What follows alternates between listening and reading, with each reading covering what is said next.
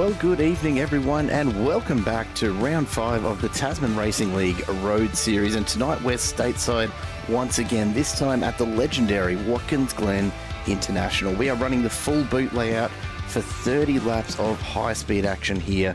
GT3s around Watkins Glen, always an absolute classic, and it's a driver favourite for good reason. It's a fast and flowing track with plenty of elevation changes that will reward confidence and commitment from our drivers tonight, especially through the Esses and the carousel.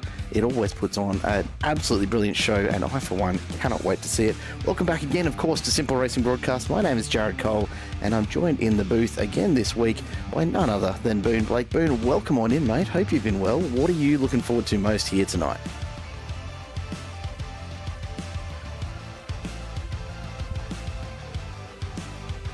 Well, we seem to have not had audio from Boone. I'll let him get that sorted. We will get ourselves fixed up and ready to get racing. Let me take you through, as always, folks, the setup for this evening. Our drivers out on track right now, putting in 2 qualifying laps to set the grid for the start of this 30-lap race here tonight. A rolling start, as always, for this crew, and Watkins Glen probably not a bad place to get that done, because it does tend to alleviate a few of those turn 1 issues. As always, the starting fuel tonight, 50% in the tank. The drivers will have 1 fast repair up their sleeve, and will need to just keep it tight and tidy to avoid that black flag from iRacing. The race conditions here tonight, absolutely gorgeous. 21 degrees, just a few clouds around, No hint of rain just yet, and not expecting it either. 27 degrees the track temperature, so not a very, very cold track, but it will mean that drivers will have to just take it a little easy for those first couple of laps before they do get some heat into the tyres. Boone, I'm hoping we've got you with us now, mate. Have you got yourself sorted? Do we have you on the mic? I think we might. We absolutely do. So good to have you back again, mate. Of course, it's great to be back. I'm really looking forward to this race. I just speak from personal experience, and Watkins Glen is one of my very favorite road courses in all of iRacing. This is a really technical, a really challenging track. Some of these tight corners are going to be really difficult to navigate with 2 or even 3 cars going through at the same time. I'm really looking forward to seeing how the drivers all get through this one. And that's one of the great things about Watkins Glen, isn't it? The width of the track really encourages drivers to actually push those 2 or 3 wide situations, but plenty of corners here where you have to get it sorted out before you get into the apex, because there is not room at the apex for 3 wide. It always presents a pretty special challenge, and I don't know about you, but the boot layout, it's one of my favorites. That bottom section of this track, it's really underrated by a lot of drivers. I think it has a couple of elevation changes in it that make it particularly difficult, just in terms of balancing the car inputs. And that's kind of what I love about Watkins Glen, Jared, is that it's just one of those tracks that has it all. It has fast corners, it has slow corners, it has tight corners, it has wide corners, it has elevation change. There's really a corner for every kind of driver, and it's one of the most exciting tracks on the circuit for that reason, I think. Absolutely spot on. Before we do get a look at the grid in just a couple of minutes' time, let's take a look at the championship standings as we roll on into this evening's round. And Lewis Bahaja out in front. His lead is certainly not unassailable at the moment. He's only, maths on a Thursday night, not my strong point, but 27 points, if my math is even close, ahead of Martin Hallinan there in P2 from TKO Dash. Matt Searle not to be counted out either, and Chris Murray and Brian Roy just a point each back, respectively. It's still a very, very tight championship race here, Boone. Yes, and I'm wondering where Matt Weber is on this leaderboard, because I would think with the success he's had this season, he'd be at the top. It seems like the second straight week that we've not had Weber on top of our championship leaderboard in the race preview. Yeah, I'm starting to wonder if there may be a bit of a tracking issue with SimRacer Hub. I'm going to have to take a look at that, because Matt Weber, definitely the standout, and gets me every week as well. I come to look at this, and he just disappears. So we'll have to keep working away at that. A close battle for second for sure. Yeah, look, still plenty to play for all of these drivers. We're just reaching the halfway point, and of course a bit of a special one next week. The mid-season classic beckons. A Monza Oval will mark the midpoint of this series, and I think the drivers will be probably grateful to just have a little bit of a break, something a little bit interesting, to say the least. And we'll see how that one plays out. But for tonight, of course, the focus very much here on Watkins Glen, and plenty of points on offer, plenty of opportunity for all of your drivers here through the top 20. And Matt Webber's in amongst it tonight, but I will give you a little bit of a preview of the grid, folks. He has not set the fastest time here in qualifying. It doesn't say a huge amount necessarily, but it does mean that, he's not putting in times that are beckons faster than the rest of the field. So that does sort of tell me that maybe a bit of a closer race here tonight than some might be expecting. You have a prediction tonight, Jared? I know you can't give away too much before we see the grid. Look, if you want to save that for after we give our starting lineup, but I'm gonna say that. Matt Webber's an easy prediction, right? That's boring. We can't do that. I think he's got to be a favourite, of course.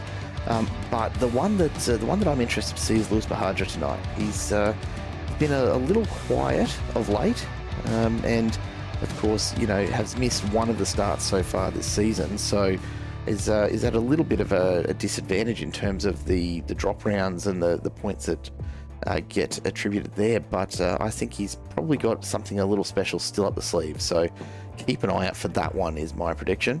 Let's take a look at the grid before we do see the drivers start to get lined up. Chris Murray and Matt Webber will be on the front row of this formation lap. David Noden and Brian Roy immediately behind them. Then Matt Searle and Nicholas Heath on row number 3, with Stephen Scully and Drew Collins row 4. Daniel Vellacott and Martin Hallinan just making it into the top 10.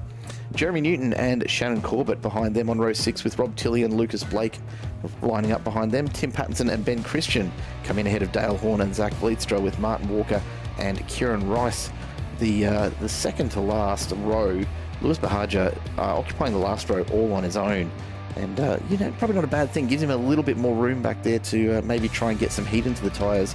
I think that will be a significant difference here tonight, as it tends to be with these GT3s. But in the first couple of laps, every little bit of extra heat that you can push into these tyres before you really get started in the race proper is going to make a massive difference, because they really do take a lot longer to come up to temp than I think people realise.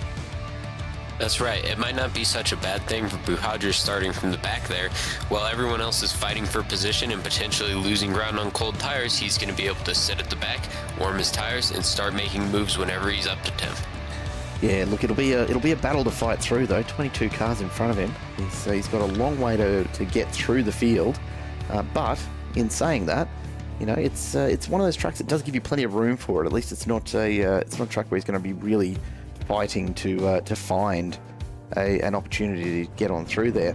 We've got our cars all on the grid. The safety car getting ready to take us on our formation lap, and Watkins Glen a full safety car lap before we do get underway here. So plenty of time for the drivers to just settle in and start to think probably way too hard about what lies ahead across 30 laps. And you can see the drivers already frantically trying to get some temp into those front tyres.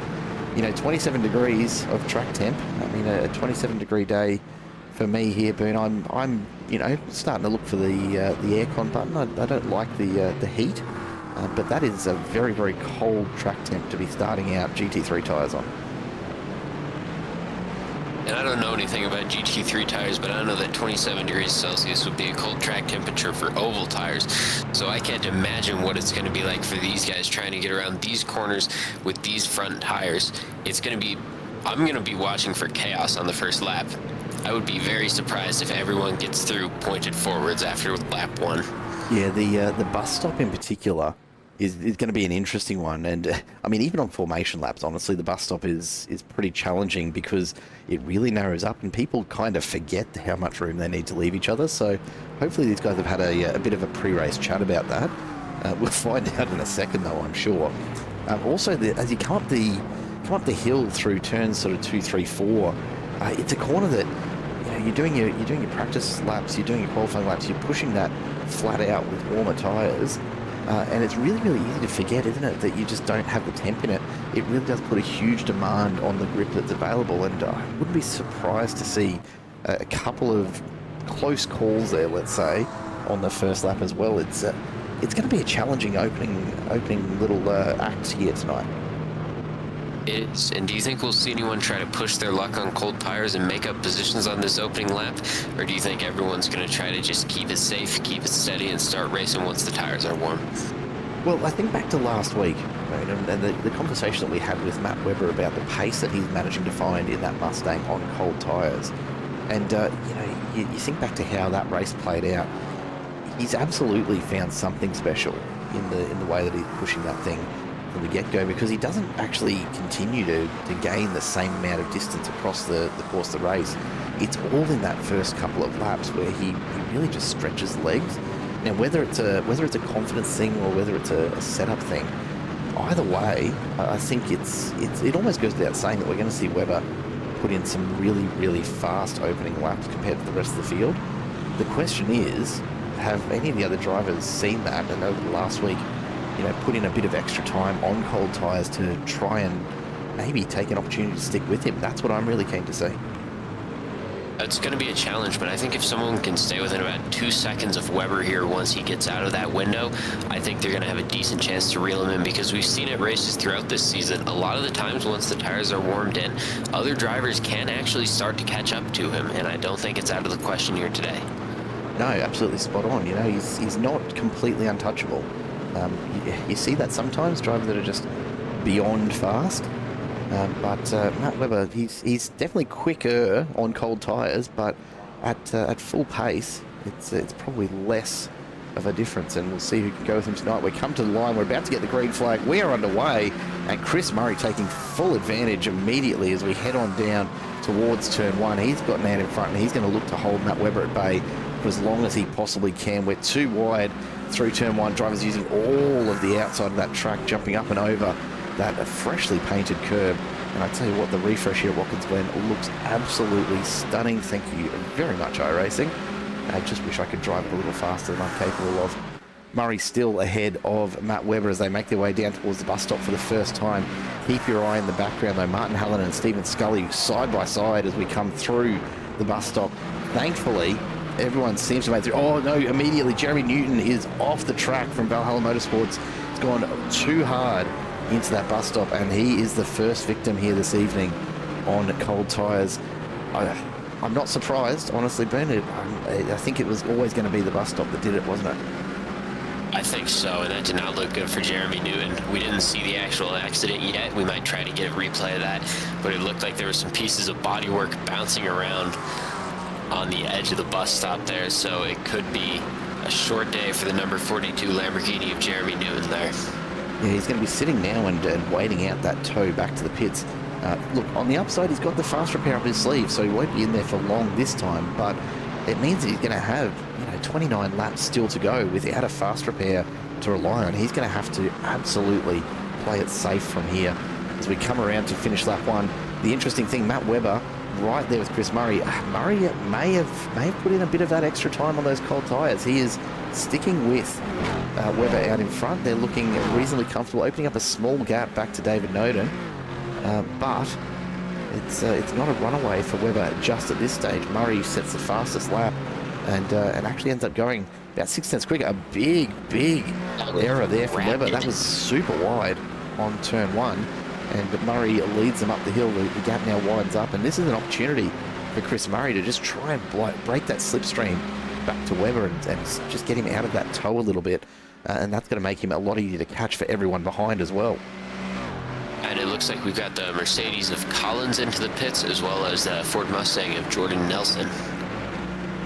There were a couple of early ones, and I've got to wonder if there was maybe a little bit of contact that's led to that. Meanwhile, Nicholas Heath is right in amongst it with Brian Roy, so early stages, and already these guys are starting to think about a pretty hard battle, which is a bold move on tyres that are still not up to temp yet.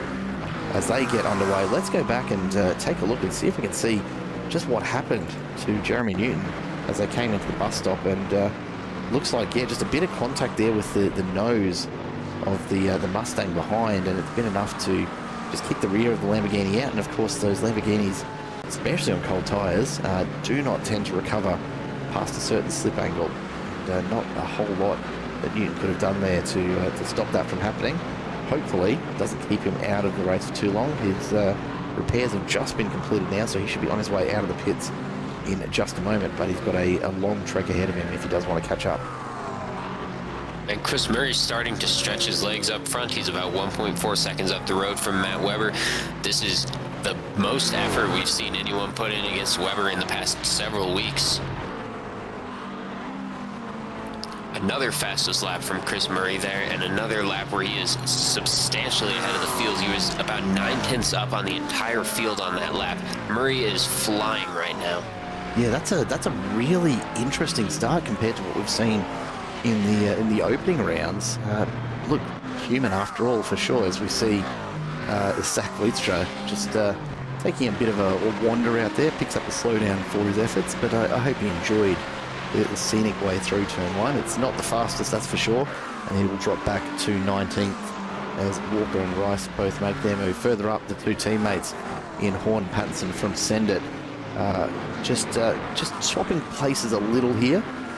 Dale Warren out in front. He's up 6 spots already and to just the 3rd lap of this race, so on the move. But here's the man that I wanted to keep an eye on. Lewis Bahaja up 9 positions in these opening laps, so he is absolutely on his way up through the field. He's almost, I mean, look, maybe calling it halfway there is a little ambitious, but he's not far off halfway through the field already. It does bode well for him, finishing somewhere up near the front as he tacks onto the tail of Lucas Blake and looks for an opportunity to pick up a 10th gained position in just a few laps. 4 places on the opening lap for Buhager's, looking for his 6th since then. He's still got a long way to go, but with 27 laps left, 13 places to go, I think Buhager's in a great spot. I think your prediction's looking all right, Jared. Well, look, so far I'm a little worried now. We've spoken too much about it. Let's quickly look away before we curse anything for Lewis at this early stage. Searle, Scully and Hallinan in this battle for 6th. And Watkins Glen, it's a track that really does reward getting into the slipstream of the car in front. These guys will need to be pushing to just stay into it because that back straight, it's easy to underestimate just how long it is and how much pace and time you can gain if you manage to get in behind the car. You can see already these guys pushing super hard on the way up the hill. The sparks flying off the underside of these cars as they make their way up through there and bottom out just from the sheer downforce of these GT3 cars. And down towards the bus stop we go. Searle stays ahead of Scully by just 4 or 5 tenths. Gets a really good run through there and picks up a little time on the way back out. But Scully will be doing everything he can now to watch the Mustang of Martin Hallinan from TKR Dash right there behind him. As we see Horn picks up a slowdown there as well. And it's an easy thing to do at Watkins, isn't it? Just jump those bus stop curbs a little too much. And iRacing doesn't mind penalising you for it. It is. The duality of Watkins Glen is honestly unbelievable because you run this track on the NASCAR layout in a stock car and there's no track limits. You can go 3 or 4 car widths past the curb and it doesn't give you a penalty for anything. It sounds like heaven, I wonder if some of these drivers have almost been running the ARCA car or the truck or something here, because a couple times we've seen drivers take what looks like a NASCAR line and you'll pick up a penalty for that here. Well, look, and fair enough too. It's not exactly designed to be driven that way when you do talk about touring car racing or most of your other tin tops. But of course the ARCA set up a little bit different, not something I'm super familiar with, so probably not the expert to talk to here, but it's a very different style when you come somewhere like Watkins. Another fastest lap for Murray as he gets the heat into the tyres. Have a look at this. Matt Webber currently sitting almost 2.5 seconds back, and there's a fair gap from this trio here of Lloyd, Noden and Heath forward to Webber, but if they can get it together and start to just coordinate their effort a little bit, there's a real shot at them reeling him in, because he is all on his own. Big contact there for Noden and Heath. Very lucky. We're looking at going too wide to the bus stop. This is going to be very dangerous. Noden drops back and the accordion just pushes Heath a little further back than where he probably wanted to be. A bit of a close moment there, and these drivers already starting to get maybe a little too confident for so early in this race. I think they might be. There's still 25 laps of this race left to go. I don't think that we need to be going too wide into the bus stop just yet, Jared. Even that, I mean, that's last lap at best, right? You're not pushing that this early. I don't know if I would go too wide into the bus stop last lap for the win. Personally, I think I would try to get it done somewhere else. There's still a lot of circuit to go once you get through there, right? It's such a high-risk move, and the payoff is so unlikely. As we see, a big moment there for Searle, sends him back through the field, and Scully's going to look for an opportunity around the outside. Can't quite get there. Searle just holds the inside, but Martin Hallinan making a nice little move through the field here. He's up 4 positions. Keep your eye on Bahaja. He's just taken another spot, gets past Tim Pattinson and up into 12th. I think I can call that halfway through the field now. I think so. And it's just a testament to how competitive these drivers are, that even when you're 5 laps in and you're racing for 5th or 6th place, they're still just going to go out there, they're going to get their heads down, and they're going to try to send it too wide into whatever. That's how we race here. That's really exciting to watch. Absolutely is. Meanwhile, Chris Murray probably wondering where everybody else is right now. Webber's 3.2 behind. The pace difference, I almost wanted to say that maybe Matt Webber's going for a bit of an alternate strategy here and doing a bit of fuel saving, but the pace difference is not that big. It's a half second or so between the two of them, but Murray has just got that Aston absolutely dialed in here, and it looks so composed.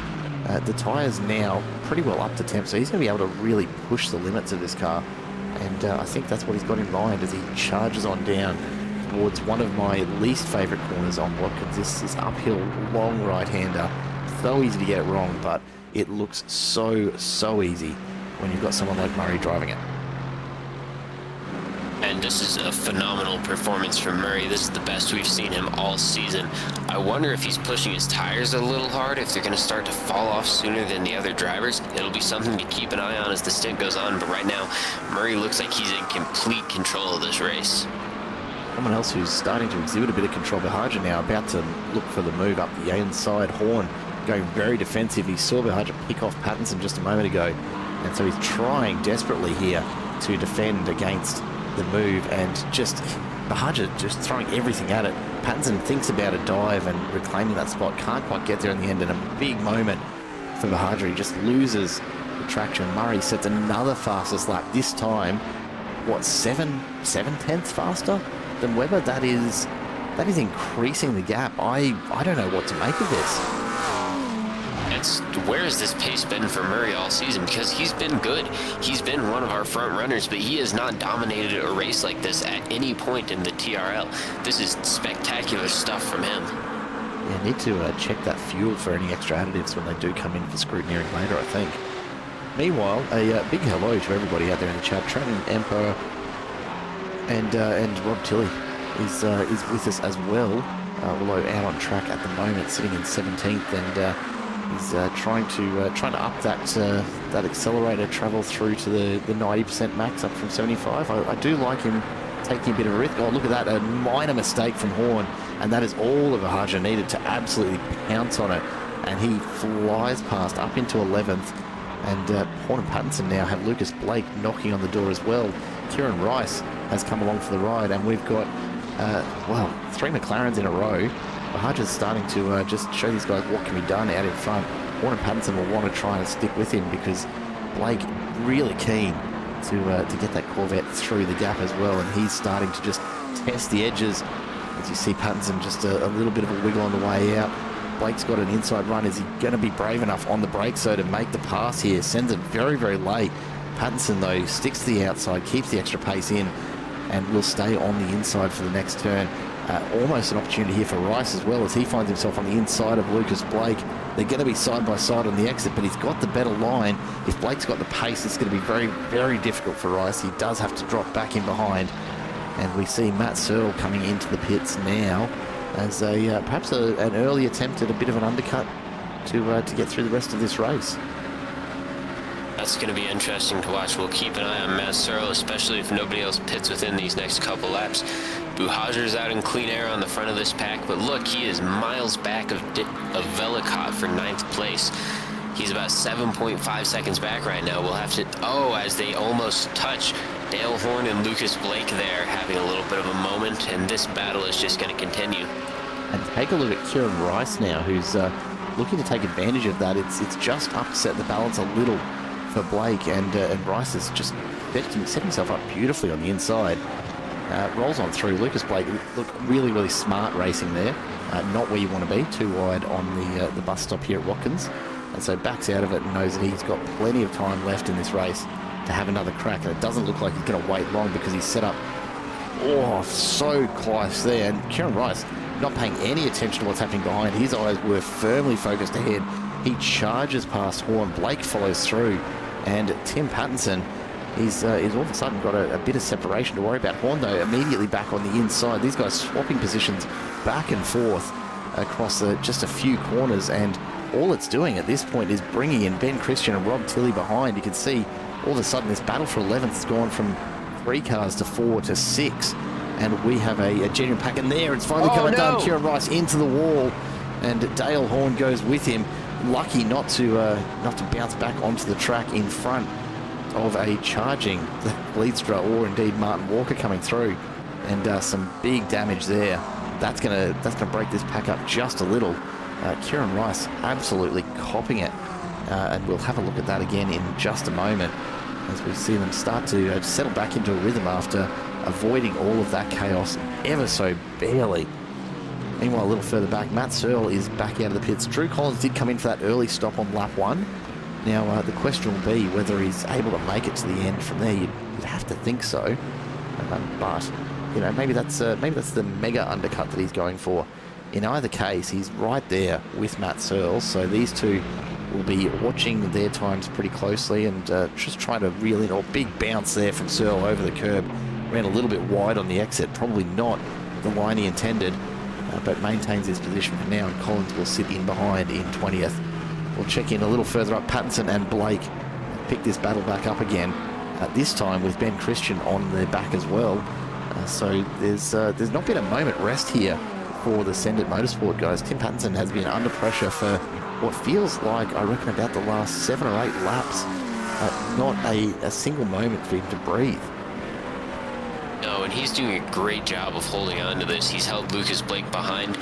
Blake, one of the big beneficiaries of that accident, he's up 2 places. He's now battling for a spot in the top 10. But Pattinson, if he can hold on to this 11th place spot, he's going to be in a good place for the rest of the race. He's looked calm and composed on the front of this pack, and I think he's saving his tires well. Yeah, and that's the part here, right? He's not going to burn through all of the tires in 30 laps, but you don't want to kill them in the first 10 either, and that's something we do have to keep an eye on with Chris Murray, because he's gone out very, very hard. Now that said, he set another lap just now that is still half a second quicker than Matt Webber is seemingly able to match in P2. The pace from Murray tonight in that Aston is absolutely phenomenal.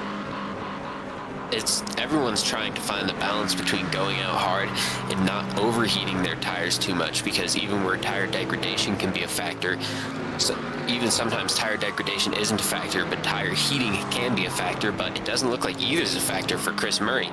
He doesn't seem to be having any problems at all getting these tires to stay on. If they're going to go off for him, it hasn't happened yet.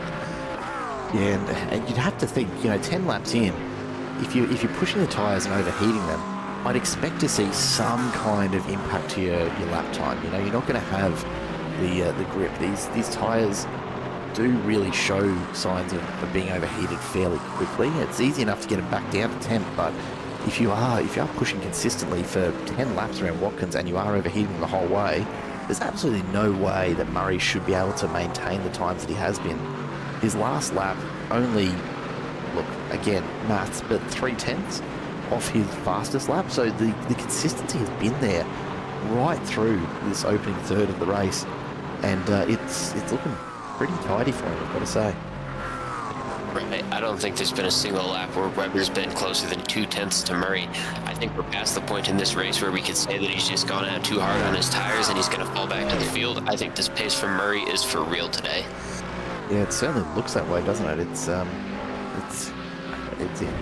It's not my prediction. It's absolutely not what I saw coming, but I love it for Chris Murray. A fantastic bit of racing so far, and long may it continue while we get through the second sort of half of this race. I'm hoping that he can keep this up the whole way, because it'll be very interesting to chat to him afterwards and see what on earth he's done to that car.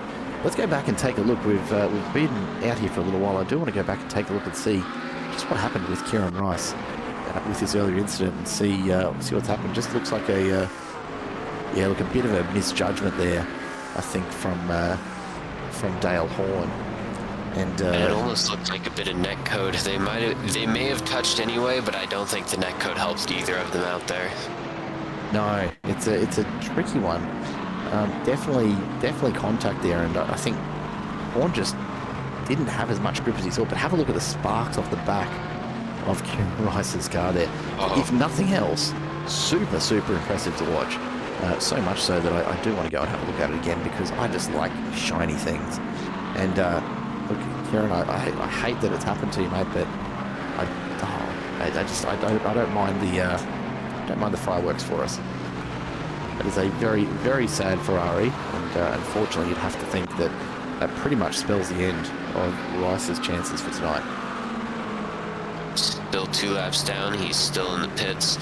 It doesn't look like that 888 is going to be back out on track. what I find really interesting actually is that Rice is actually showing on my telemetry with a black flag as well as the meatball. So I have no idea what might have brought that on, if that is accurate. We'll have to keep an eye on it. It could just be the meatball not showing up properly, but yeah, a bit unusual. As we see.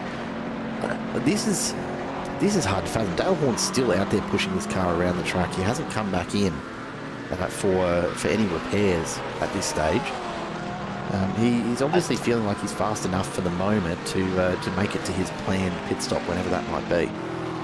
And that's just bizarre to me, because you are in the pit window here. He could come in at any time. He just seems to feel good about the state of this car. And if he feels good and if he's turning good laps, keep going, Dale. Yeah, keep charging, mate. More power to you. The good laps piece, though, that's going to be the question. He recorded a 150 on that one.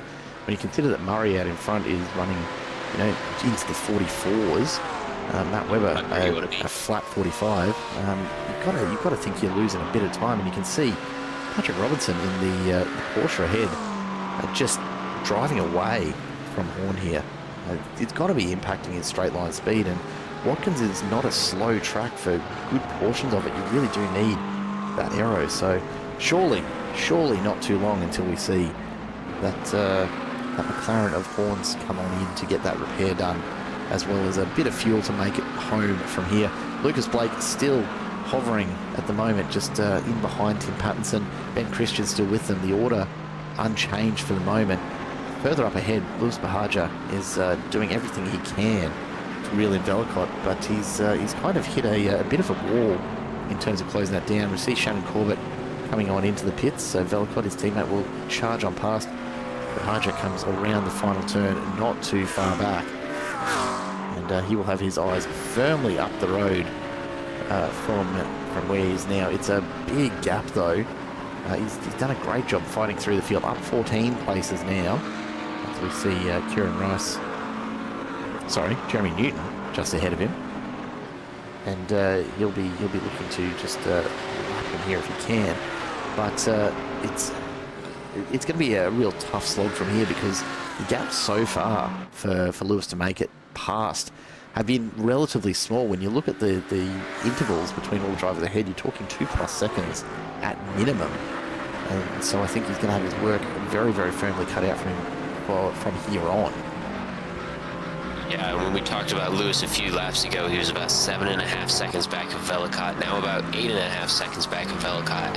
He had a phenomenal start, but it seems like once he's gotten into the bottom half of the top 10 here, his progress has sort of plateaued a little bit. I wonder how much he's been held up by potentially some of that lapped traffic or traffic that's been through the pits and has just been there and slowing him down just enough that he can't keep progressing. We'll keep an eye on it. But it is really it's hovering at that 8.5 second mark now, isn't it? We might have almost discovered a little bit of a limit at the moment. Lucas Blake, on the other hand, finds himself alongside Pattinson. Now he's gonna, look, a wise choice here. He's already seen what's happened to the other Sendit car here, going side by side through that turn, and just backs out of it a little and maintains his composure. He'll be just hovering around there, and it's never a bad thing to do, right? You just sit in behind a driver, put a bit of pressure on, and just watch for a mistake from them. It's personal preference, but for me, absolutely, I much prefer to be following someone and putting pressure on than being in the defensive seat up front and having to watch the mirrors every time you come to a corner to see if someone's going to make a move. I think it's always the better place to be, because if you're the car behind and you make a small mistake, at least if you're in the situation that Lucas is in here, where he doesn't have another car within about a second behind him, if you make a mistake as the chasing car, there's no pressure on you. You can just get resorted and get right back to his rear bumper. But if you make a mistake as the car in front, it might be over for you. Yeah, it changes so quickly too. It really doesn't take much when you're up in front. And Lucas Blake putting huge pressure on. You can see Pattinson is hugging the inside. He is going full defensive effort here. They're going to go through that bus stop. Blake just sneaks that Corvette through, almost an overlap on the way back out. But Lucas Blake picks up P10, and now he's going to put the foot down and try and open that gap up, because Pattinson's line through that bus stop will have been compromised pretty significantly by trying to stick with Blake. At the moment, Pattinson hanging in there. Blake just happy to be ahead, I think. We haven't seen many try to overtake through the bus stop there. That is a risky maneuver. It works out for Lucas Blake this time, and he'll be feeling good about himself there. The great thing for him now is that he knows that if Pattinson wants to get past him, he's going to have to try and make that happen. And look, the pressure won't be on Blake if they do find themselves at the bus stop next time, and Pattinson's in a position to make a move. That's one of the few occasions where I'd be quite happy to be out in front, I think. I think so. We've got both of our leaders, Murray and Webber, into the pit lane now, along with a handful of other top 10 drivers. Roy into the lead of this race now. Yeah, he'll just be enjoying a little bit of time up there, taking David Noden with him as they go through. I don't know whether it's a full-blown battle at the moment, or if these guys are just enjoying a bit of clean air and a moment to try and extend a bit of space back to the likes of Murray and Webber. It looks as though Nicholas Heath, though, really wanting to push this. It's something interesting I noticed, and I don't know whether it's just a connection issue, or if perhaps Nicholas Heath was having some issues with his pedals. I did notice in the practice session, it didn't quite sound like Heath was getting the kind of accelerator contact that you'd like. A little bit of exhaust popping that probably shouldn't have been there. And I do wonder if he's just having a little bit of pedal stutter that's hampering him here, because he is struggling a little to run much quicker than what he has been at the moment. And with all respect to David Noden, Nicholas Heath, you'd generally expect to be right up on the rear bumper at all times and really pushing pretty hard. So I don't know. I don't know if there's a hardware issue there, if I'm just imagining things. But even as we've been going around now, seeing a lot of flames just popping from the exhaust, which kind of tells me maybe I'm onto something, or maybe I just sound like I am. I think you might be, but if Heath's having hardware difficulties today, well, one, it would be for the second straight week. That's really unfortunate for him. But two, if Heath's having hardware difficulties today, he's having a phenomenal drive, because even with that, he's been one of the few drivers who's still pushing down into the 144s. He's one of the 2 or 3 fastest cars on track today. Yeah, it can't be hurting him that much, but look, if nothing else, it sounds great from our perspective, I suppose. We'll take the wins where we find them here. Pattinson and Christian now as they come down the hill, and Pattinson, he's hanging in there. He's had a bit of a challenge along the way from a few different drivers, but he's right where he started for the moment. He'll be hoping to pick up a few spots as we see a number of drivers coming in ahead of them. Chris Murray is back out in front of this race, so Brian Roy, David Noden, Nicholas Heath all in the pits. Matt Webber retains second, but Brian Roy has come out right alongside, and that's going to be phenomenal positioning for Roy. He's actually going to have to push pretty hard here to try and position himself. As it stands, Webber's managed to get back through, but what a great pit stop for Brian Roy. It just timed it to perfection, and in the end, a very, very quick stop for him, considering the amount of fuel that he's just taken on. He's looking pretty comfy there, but Webber already starting to extend that a little bit, so maybe just not quite enough momentum for Brian Roy to stick with Matt Webber, but he is at least within a half second. It's not a bad spot to be. We'll see if he can stay in that slipstream on Webber and stay right with him, because Webber has looked pretty mortal in this race. He's been good, but there have been a few drivers who have been more than a match for him on pace. We'll see if Brian Roy can be one of them. And Chris Murray, I mean, what do you say? He's now out to 6.7 seconds over Webber. Absolutely finding his groove here. If Murray can turn in about 5 more laps at this pace, he's going to be able to just put it in bring it home mode for the last 10 laps of this race. And that's the ideal, right? If you've got enough of a gap there that you can just ease off a little bit and not be pushing 10 tenths for every turn, the margin for error that you pick up from being able to do that is massive, and certainly will feel a lot safer for him. It is the best feeling in the world as a driver to have that much of a gap to the car behind, that you can just ease off a little bit, make sure you're getting your corners right. And look at Murray still pushing 145, 241. That might be the first time that we've seen Webber within a couple of tenths of his lap time. Matt Webber there at 145.37, so maybe Chris Murray already deciding to just ease off a little bit with the full tank of fuel, just wants to settle into it, make sure he's comfortable with the the handling of the car with the extra weight on board. Probably not the worst idea I've ever heard. Baby, and Velico, the fastest car around last time around, running a 1:44.070, so keep an eye on that number 43 Ford Mustang, currently in P8 as he looks to make a few places here. Plenty of moves still going on. Matt Searle and Drew Collins find themselves locked in this battle for 10th. And Searle just hanging in there. Collins threatening, but I don't think he's going to look for the move here at the bus stop. Surely not. It's really interesting to see the different lines drivers are now taking with the remapped Watkins Glen track. Those chicane curbs rather, far less terrifying than they used to be. They're actually quite usable to throw the car over now compared to the former layout. And I think all of the drivers are starting to really enjoy being able to really toss it through there. I think one of the many things that makes Watkins Glen such an enjoyable track for drivers to drive is that most of the corners of this track, you have at least 1, 2, maybe 3 separate lines that work in any given corner. There's virtually no corners on this track that are just a one-line corner, and you can really see these drivers start to get creative with how they want to approach every different corner on the track. Yeah, there's not many tracks out there like that, really, right?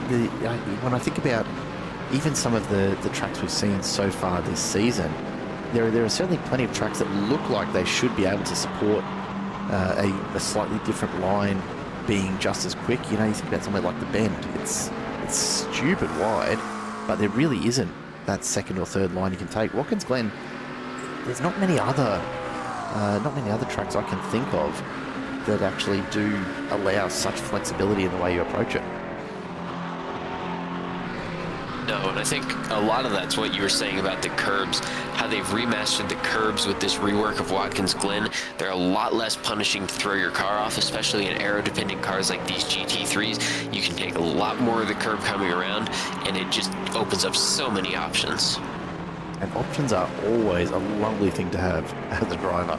You don't want to be stuck into one line and know that your only option is a mistake from the driver in front, or maybe a sneaky little nudge if the stewards don't see it. I think that's part of why we've been able to see so many interesting battles in this race so far, is that drivers aren't sort of pigeonholed into one route that they have to take through every corner. They're not dependent on the guy in front of them to make a mistake.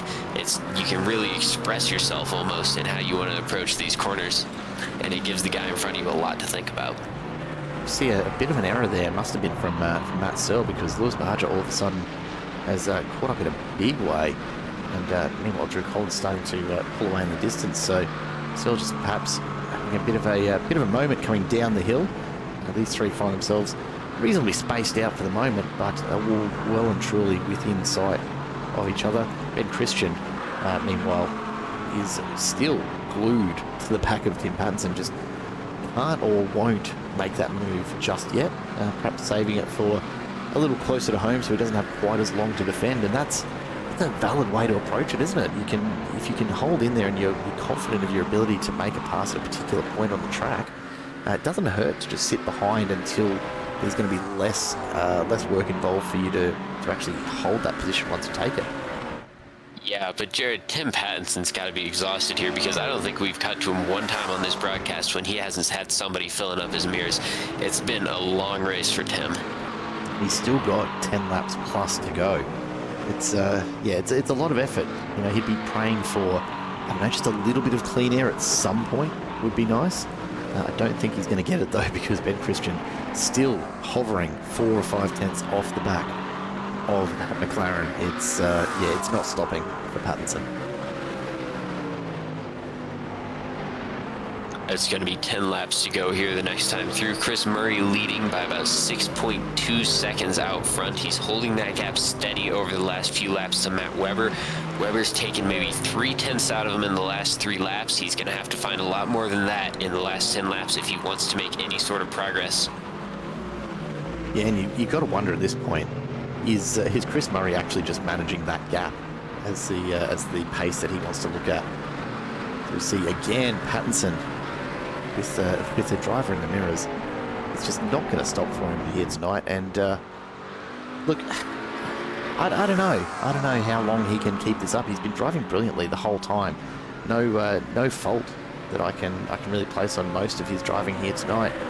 He's just been under constant pressure And at some point, you'd have to think there's going to be a moment, a slip, a tiny mistake almost lets Christian up the inside there. Are we starting to see the cracks form here for Pattinson, or is it just that he's feeling, I don't know, maybe a little extra pressure at this point? Could just be that we're watching him, of course. It's easy to follow close through this section of track. As long as Pattinson's extending out on these straightaways, he's not letting him get tucked right up underneath his back bumper on the long slipstream straightaways. I think he's going to be okay. Odin Hallinan almost thinking about going side by side there. It's a tricky one, right? You don't want to overshoot and end up side by side accidentally under brakes, but you also don't want to leave any gap to the car in front. So Hallinan just trying to manage that distance really carefully to set up for this run down the hill. You can see him looking up the inside. Can't quite get there, but he is pushing hard, and he's trying out a few of those different lines, just testing to see if David Noden's just asleep at the wheel a little bit and allows the gap to open up. So far, though, Noden doing a great job of holding Hallinan behind him. They're going to look at going side by side. Hallinan has a big look. He's a long way back, though, to be poking the nose out like that. Really just playing some mind games now if he can, to just try and get Noden looking behind him instead of in front. And this is where it comes into it, the psychological aspect. You know, if you don't have the outright pace, sometimes you can find just that little bit of extra pace by throwing that other driver off, you know, getting them to look behind at just the right moment, and maybe, if you're lucky, they just overshoot that braking marker ever so slightly, and it lets you get in even closer. So we see Hallinan just starting to close that gap. He's going to be looking for a run down into turn 1 here. They cross the line to start a lap 21. And in the end, rather uneventful pass. Hallinan had that so well controlled, and no answers. Well, I think the mind games from Hallinan helped him out there, because if you were watching for the past several corners before he made that overtake, every time they'd come off the corner, he'd flare his car to the inside just a little bit to get Noden looking behind him. And then finally he got the move done coming down through that big slipstream section on the front stretch. Matt Searles had a bit of a moment, lucky to not cop too much more damage than that. It's an easy one to do out of that hairpin, a really awkward camber on it. And I think Searle will be happy enough that he hasn't done more damage, but what an awful place to get caught sideways. Searle caught in the Austin Powers situation there, never what you want to see. It's a classic though, isn't it? And it happens so often.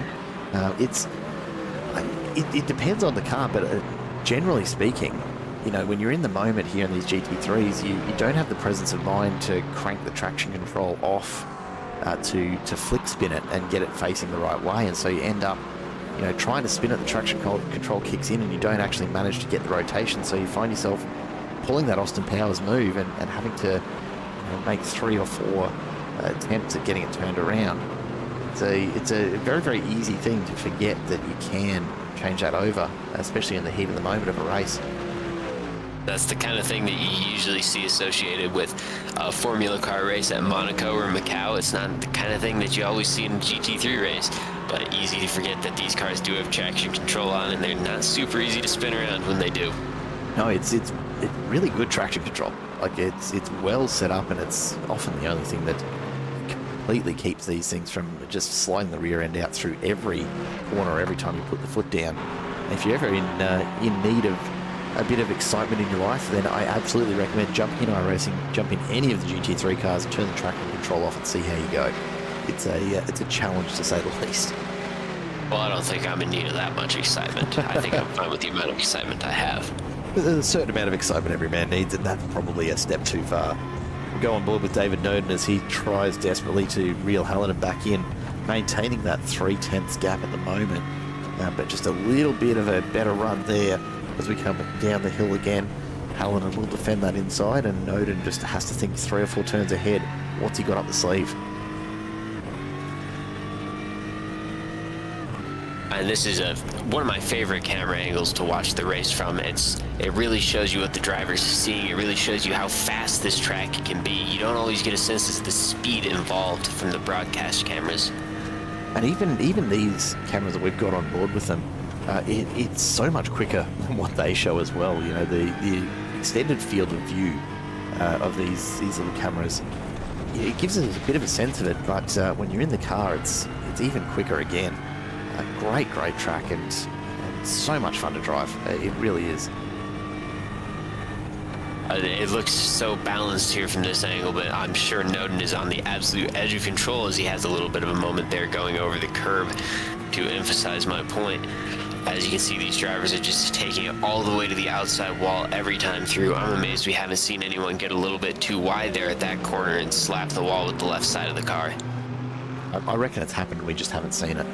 I'm watching now all of the left-hand side of these cars just to see if there are a few telltale paint marks perhaps left behind, and wouldn't surprise me at all because it's a very easy one. You're pushing so hard out to that left edge and trying to use all of the track, but most of the drivers are actually giving it a fair bit more room than you'd almost expect at this point. Lucas Blake looks like he's had a bit of a moment. We'll go back and check it out. Just gets sideways through turn one, pushing just a little bit too hard, and I reckon probably a little bit of that dirty air from the car in front just taking some of the downforce off that rear wing, and that's been just enough for him to be able to overpower the grip he had available. So it drops back a little bit further, but still there in 15th and battling it out. Pattinson and Christian, nothing changed, but these guys still going at it. These sort of extended battles, they can be a lot of fun, but geez, they take a lot of effort. See Pattinson, just a bit of a mistake there. It's enough to allow Christian to close the gap back up again. Neither of these drivers seem to be able to just shake each other here in any way. I'm sure both of these guys feel like they're faster than the other, and they feel like this battle's holding them up from going on up the pack to race for 11th place. I'm sure both of these guys are starting to get a little bit tired of each other by now, but it's been great racing for us here on the broadcast to watch. Yeah, and I've got to start to wonder, how much patience does Ben Christian have? At what point is he going to just absolutely throw the car up the inside of Tim Pattinson? It's got to be getting close. I mean, we're into almost the last 5 laps, only a couple to go until we hit that mark, and yeah, he just hasn't found it yet. He runs wide there, and that's going to open up an opportunity here for Pattinson to maybe break the toe just a little and start to pull away. Bounces the car off that curb, get a great shot of it every time. You're going to have to come back and grab a photo of that one, but that throws off your rhythm, and here we go. Christian all of a sudden senses an opportunity. He's alongside as they run down the straight. Look at the pressure from Pattinson. He's squeezing him right over to the inside of the track, widens the corner out. He's going to try go over under here, and he's going to get it done. A brilliant bit of manoeuvring from Pattinson to reclaim that spot. If he hadn't done that, there's no way he was holding Christian at bay. That's great stuff from Pattinson. He knew he was going to lose that run down the front stretch. As soon as he got loose on those curbs, he plans that overtake out perfectly. He goes wide, gives up the position in turn one, hits him with the over-under, and he's back in front. That's got to be frustrating for Ben Christian. Love to see it, though. It's great racecraft, and you often don't get an opportunity to see it so clearly. But Pattinson had that absolutely nailed. He knew he had lost the pace, and so put huge amounts of pressure on Christian. Didn't rub panels, didn't do anything that kind of pushes the boundaries of the friendship, I suppose, but did enough to make sure that Pattinson stayed all the way to the inside, then gave himself all of the track to work with, and probably carried a good 5, almost 10k an hour extra pace through that turn, and in the end, more than enough to get him back up in front. And Chris Murray, another fastest lap of the field, and Martin Hallen in second again. Those two drivers in this second stint after our pit stops have been generally the fastest two on track. Murray just extending his lead out in front, and Hallinan now running in 5th. He's 6 seconds back of Nicholas Heath, trying to hold on against Noden there for 5th place. Only a couple battles left here with drivers close together. Watkins Glen giving them just a little bit too much space to spread out, I reckon, as Robinson looks to go around the outside of Dale Horn, who finally decided to come in and get his pit stop and his repairs done on lap 13, would you believe? Carried that for a long time. And Robinson finds himself out in the marbles. He's going to have to back right off to keep that car pointed the right way. Cautious being cautious, he always risks ending up facing backwards there if you do find yourself out into the junk that sits on the outside of these corners. But immediately starts to reel Dale Horn in again, and Patrick Robinson just starting to find a little bit of pace here. It's going to be interesting to see for Horn, but you have to wonder for him, was that the wrong move to stay out as long as he did with that damage? I understand not wanting to make a green flag pit stop, but it seemed like he was losing 5-6 seconds a lap, missing that entire front clip from his car, and I don't think it's helped his race long term. You know, probably the best thing that can be said, though, for all of the maybes around it, he's maintained where he started in the field, so he hasn't suffered in that respect. But you do wonder just how much further up the field he could have been if he wasn't bleeding time like that. It was a good day for both of the Syndicate McLarens there early on. For a while, they were both heavily involved in the battles in the midfield. It's unfortunate that it had to happen to Dale that way, but he's trying to fight back to get a strong finish here in the closing laps. While we jump back to this one, Pattinson and Christian still going at it. This is one that's going to go all the way to the line here, and I'm really worried that if we look away for even a moment, Lincoln will miss it. It'll be an epic move when it happens, I'm sure, as Fleetzer runs wide and gives up the spot to Jeremy Newton, who's managed, to his credit, to make his way back through a couple of positions in the field. So not climbing all the way back up, but recovering probably a little better than he would have expected to from that early incident into the wall at the bus stop. And carries on, but Zach Leedstra not going to give it up that easily. He'll be right on the tail here and trying to regather if he can. We'll jump forward just a little bit, and I say just a little bit, all the way to the front. Let's check out how Chris Murray's doing. Honestly, so composed here. It doesn't even look like he's pushing that Aston hard. And those drives that are so hard to wrap your head around, isn't it, where they're so smooth that you just can't put it together with the pace that these drivers have got.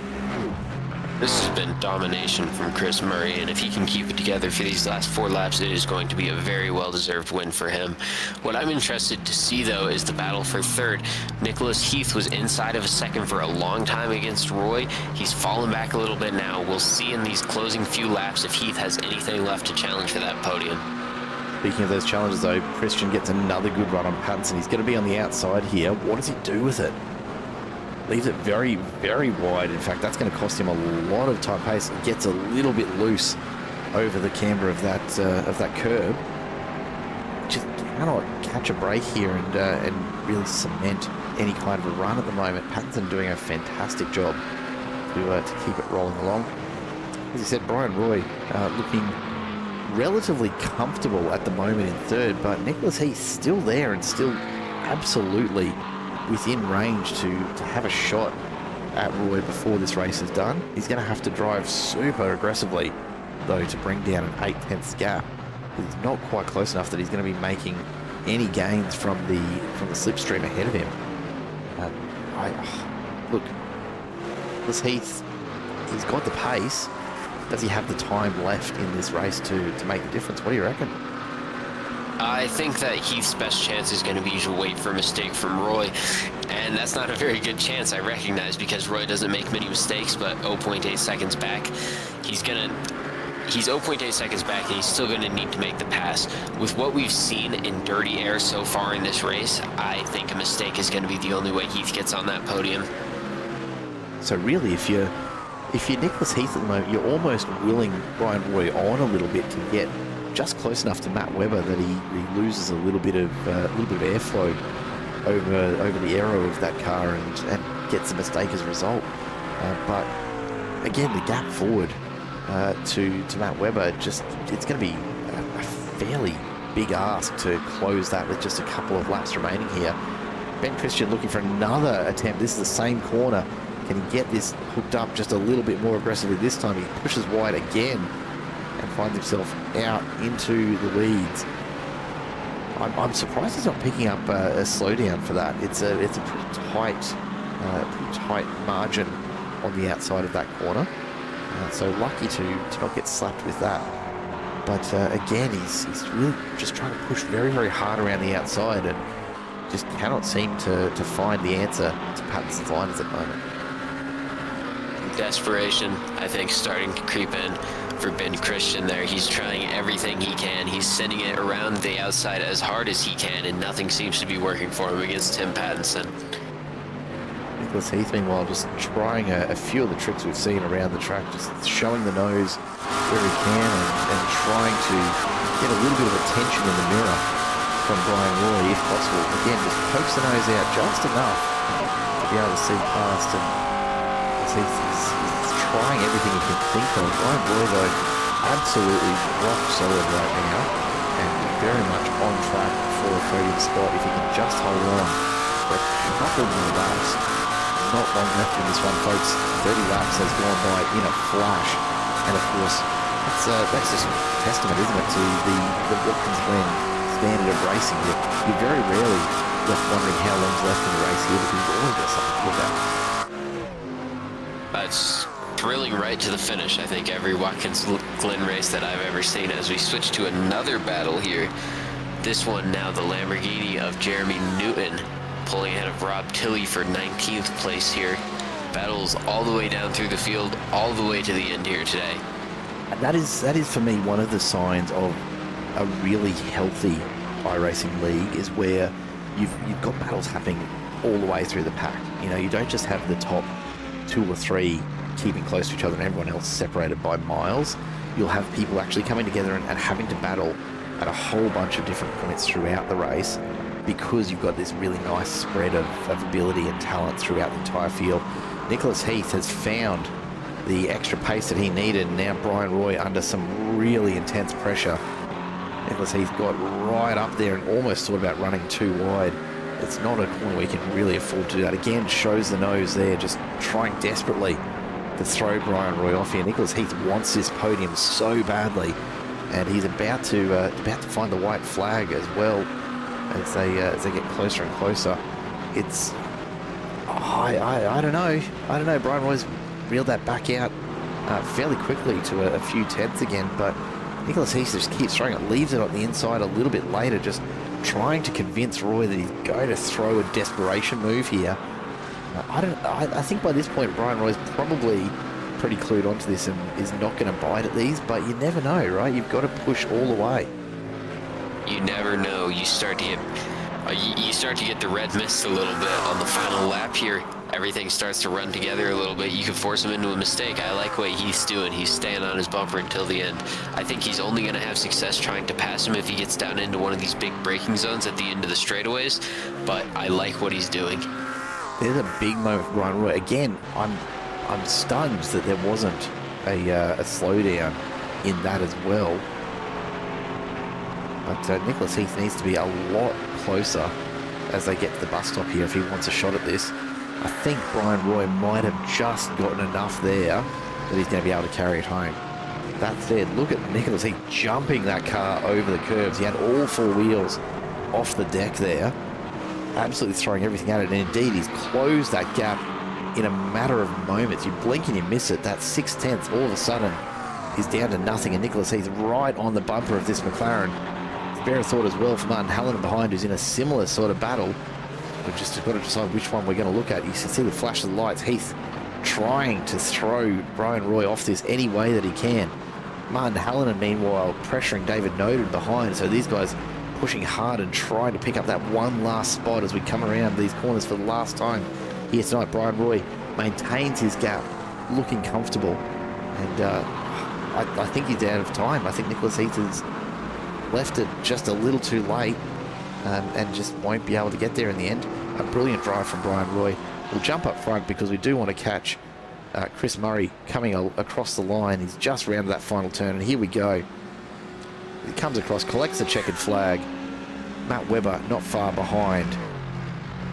And a big flash of the light there from Brian Roy as well as he comes across.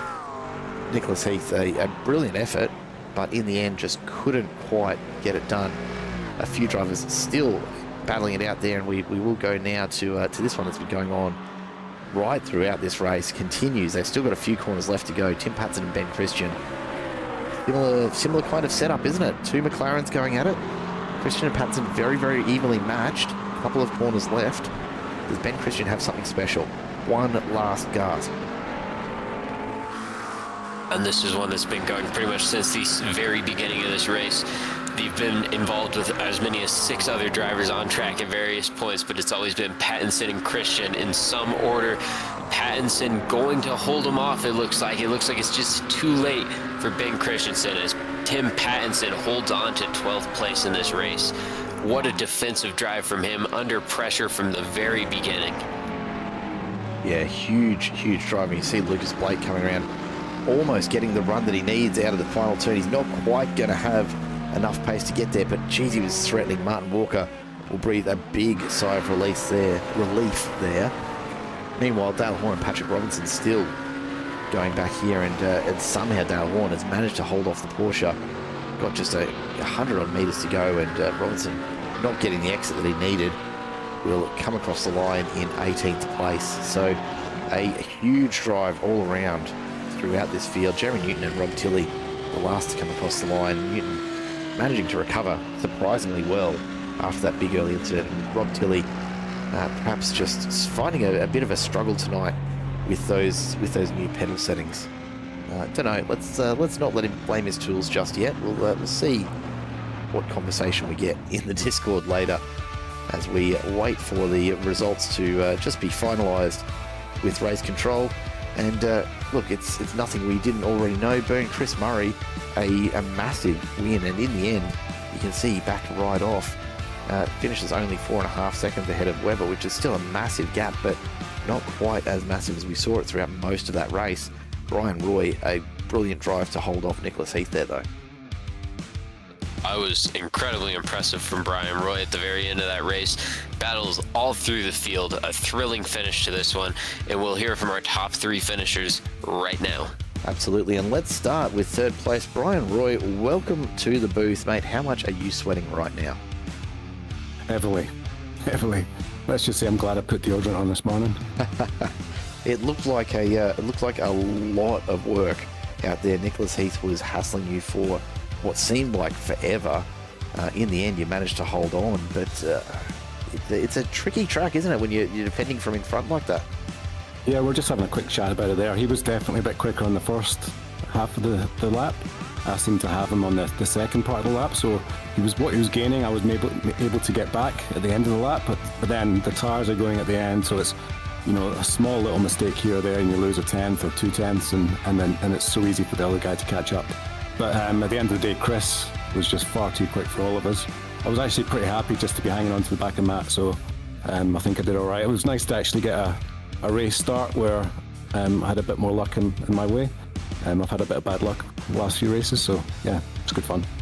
Mate, it's played out very, very nicely for you tonight. A pretty healthy little result there in third. Before we let you go, anyone you want to say hello to or shout out as a sponsor? Yeah, just I don't have any sponsors, but just a shout out to my main man Tim. They could be looking. Yeah, well, if they can always hit me up. But yeah, just my boys at AusNZ, and yeah, Matt and Cal, or Martin as he's known on here. Shout out to those guys, and thanks for having me. Right, awesome drive tonight, mate. Well done. A huge effort to hold off Heath and retain that podium position. Congratulations again. Thank you. Well done, guys. As we jump across now, we'll have a bit of a chat to none other than Matt Webber. Matt, it's a little unusual almost having a chat to you in second place, but tonight you had plenty of pace, but just not enough to reel in Murray after those early couple of laps. Yeah, look, the Aston was definitely the meta car for this track. I had to drive the wheels off the Mustang just to even sort of hold with them. I did a pracky with the Mustang. With the Aston. It's just made for this track on that baseline setup. But no, full credit to Chris. I mean, I knew if he got away, it'd be very, very tough to really win it all. And look, I was surprised he didn't lead by more than 6-7 seconds in the end. I thought it was going to disappear way down the road. But the other thing that I had, which was a bit of an issue, was that, man, about 2/3 in, my tyres were torched, and I had Brian and Nick and Nicholas just like in my Delta, and I'm thinking, Jesus, am I going to be able to hold these guys off? So I just had to really concentrate, grind the teeth, and then in the end, I sort of just was able to keep that little battle. But if Brian's curious as to why we came out together after I pitted and he came out the second time, was because I left my pit limiter on for about 2.5 seconds after I exited the pit. So that was a big mistake on my part. That'll do it. Yep. Yeah. Look, I will be honest. We're actually seeing that on the footage at the moment, and I was a little puzzled by that because I was looking at the pit stop times and expecting that Brian's time had been much quicker, and couldn't quite wrap my head around how it was you ended up alongside each other. But that explains an awful lot, Matt. So thank you for the insight, and I'm sure Brian will appreciate it as well, mate. Anyone you want to say hello to or give a shout out to before we let you get on with it? Yeah, sure. Just Dash Off-Road, TKR Dash Racing, Lambert Fine Foods, TRL again. You guys up there in the booth, and again, congrats to Chris. Great race. Enjoyed it. Back for the next one. Awesome drive, Matt. Congratulations again on another awesome night of racing. Thank you. And last but of course, and not least, in fact, very much first place here tonight, Chris Murray. Welcome to the booth, mate. Oh, thank you. So that Aston Martin, hey, it seems to be pretty well set for Watkins. You made it look almost like a Sunday drive in the end. Yeah, the Aston is good on this. Oh, Chris, have we just lost you? I think we might have. Oh dear. Oh dear, indeed. Chris Murray just dropping out there. I don't know. I imagine his car's just had enough tonight. We'll give him a second, see if he can rejoin us. But a massive drive for Chris Murray again. Boone, your take on tonight? Not at all what we had predicted. Lewis Barger not getting the monstrous run that I had kind of set him up for. But a brilliant drive from Chris Murray to run through basically start to finish out in front. If we ignore that weird, pit stop crossover period, just unstoppable. Absolutely unstoppable. It was a great result for Chris Murray. It's exactly what he needs coming into the second half of the season to try and mount a league championship charge and take this thing away from Matt Weber here. But my standout driver of the day today, Jared, was Nicholas Heath. This is a driver who we've always seen qualify up front. We've always seen him have good runs, but for one reason or another, he's just had horrible luck this season. Everything that can go wrong this season has gone wrong for Nicholas Heath. It's great to see him finally put it all together and come home with a great result. Yeah, absolutely. I think we might have Chris back with us. Chris, have you managed to get back in? I did. My computer decided to crash, so good thing it happened at the end of the race and not during it. Yeah, look, not wrong. I did get a little bit of an update in the YouTube chat from Rob Tilley, just advising us that you ran out of credit at the internet cafe, mate. So glad the timing was okay for your racing as well. Yeah, I'll have to go pay the bill now. Look. Honestly, I'm surprised internet cafes even still exist, but here we are, mate. We were saying a pretty solid run out in front. Tell us a bit about your experience out there. Was it as straightforward as it seemed from our position? Well, yes. Like I was saying before, the Aston feels really good on this track, and I feel confident in it. But yeah, I've always felt good at this track as well. It's one of my favourites. Once I got that 5-second gap, I decided just to hold back and try and take it a little bit easy, so I didn't overdo myself or make any silly mistakes, which I'm well known for. Well, no such mistakes tonight, mate. Looked absolutely rock solid out in front, right from go to woe. I don't think you could ask for a better drive than that, honestly. So a very well-earned P1 here tonight. Anyone watching at home you want to say hello to before we say goodnight? Yeah, my dad's watching again, so thanks for watching. And that's about it. Thank you. Nice one. Well done, Chris. Congratulations on the result, and hopefully not the last time we see you up on the top podium step, hey? Nice, hopefully. Thank you very much. Fingers crossed. Thanks, Chris. Congratulations, Chris. Great drive. Thank you. And that will wrap us up here from Watkins Glen for round 5 of the Tasman Racing League Road Series. Boone, it's been great to have you in the booth with us once again. As a little bit of a preview, though, you are the resident oval expert, especially of the two of us. Let's have a brief chat about next week, the mid-season classic, something a little bit different. GT3s on the Monza Oval. What do we have to look forward to there? Oh, I'm excited. I think I look back to the preseason race that we ran at Charlotte. GT3s on the Charlotte Oval. It was a multi-class race with GT3s and GTP prototypes, and that was a fascinating race to be involved in. It's a different oval, but they should both be flat out. I've never run the Monza oval. I believe it's going to be flat out in the GT3s. I think it's going to be a little bit car dependent. There were some cars at Daytona that ran a lot better in the draft than others, and I think that's going to have a big impact. I think one car that ran great was the Ferrari. I think our Ferrari drivers are going to be ones to watch at Monza just off of that. All right, well, that might be the early prediction, the Ferraris. So we'll keep a close eye on the likes of Shannon Corbett, hoping that Kieran Rice has a bit of a better run than he did tonight. And we'll see who comes out on top next week for the Mid-Season Classic. If you're watching at home and you don't want to miss out on that action, make sure you do subscribe, because we will be back here Thursday night next week for exactly that bit of racing. It's been an awesome night here at Watkins Glen, as it always is when we do come here racing, and it doesn't really matter what sort of car we're in. It's always a great night out. A massive congratulations to all of our drivers on their success this evening. I can't wait for next week, honestly. The Mid-Season Classic is something I've been watching on the calendar for a while and looking forward to it. And I really hope that everyone there at home decides to join us for it again. Boone, fantastic to have you here. Looking forward to having you in the booth again next week for the Oval. I'm keen. That's going to be exciting. The only thing about that race that I'm not excited for is that I'm not going to get to drive in it. I really can't wait to see this one unfold, though. It's going to be something that a lot of these drivers have never seen before. An oval race of this size on this track. I think it's going to be a complete wild card. It might be the most entertaining race of the season. I can't tell you how excited I am for it. Well, make sure you don't miss it, folks. Thanks for joining us once again here tonight. From all of us here at Simple Racing Broadcasts, it's goodbye for now.